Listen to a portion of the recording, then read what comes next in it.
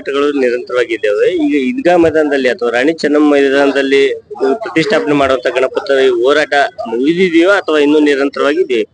ಇದು ಸದ್ಯದ ಮಟ್ಟಕ್ಕೆ ನಮಗೆ ಯಾವಾಗ ಮೂರ್ತಿ ಪ್ರತಿಷ್ಠಾಪನೆಗೆ ಅವಕಾಶ ಮಾಡಿ ಕೊಟ್ಟಾರ.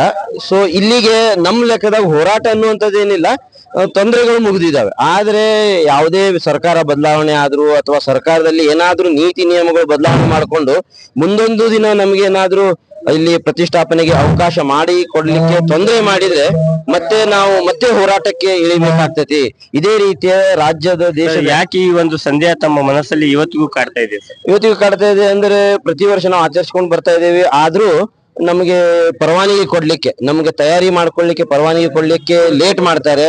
ಅದರ ನಂತರ ಕೆಲವು ಸ್ಥಳಾವಕಾಶ ಸ್ವಲ್ಪ ಚಿಕ್ಕದಾಗ್ತದೆ ಅಥವಾ ಜನರಿಗೆ ಬರ್ಲಿಕ್ಕೆ ಅನಾನುಕೂಲ ಆಗುವಂತದ್ದಾಗ್ತದೆ. ಇಂಥದ್ದೆಲ್ಲ ಅಂದ್ಕೂಳೆ ನಮ್ಗೊಂದ್ ಸ್ವಲ್ಪ ಮನಸ್ಸಿನಲ್ಲಿ ಒಂದು ಆ ಭಾವನೆ ಬರ್ತೈತಿ. ಲಾಸ್ಟ್ ಮೂಮೆಂಟಿಗೆ ನಮ್ಗೆ ಅವರು ಪರವಾನಗಿ ಕೊಡೋದ್ರಿಂದ ನಮ್ಗೆ ಪೂರ್ವ ತಯಾರಿಗೆ ಒಂದ್ ಸ್ವಲ್ಪ ಸಮಸ್ಯೆ ಆಗ್ತಾ ಇರೋದ್ರಿಂದ ನಮ್ಗೆ ಅದ್ ಮನಸ್ಸಿನಲ್ಲಿ ಒಮ್ಮೊಮ್ಮೆ ಭಾವನೆ ಬರ್ತೈತಿ. ಆದ್ರೆ ಸರ್ಕಾರದ ಸದ್ಯದ ಮಟ್ಟಕ್ಕೆ ಸರ್ಕಾರ ಆಗ್ಲಿ, ಆಡಳಿತ ಮಂಡಳಿ ಅಥವಾ ನಮ್ಮ ಪೊಲೀಸ್ ಡಿಪಾರ್ಟ್ಮೆಂಟ್ ಆಗ್ಲಿ ನಮ್ಗೆ ಪೂರ್ಣ ರೀತಿಯ ಸಂಪೂರ್ಣ ಸಹಕಾರವನ್ನು ಕೊಡ್ತಾ ಇದ್ದಾರೆ.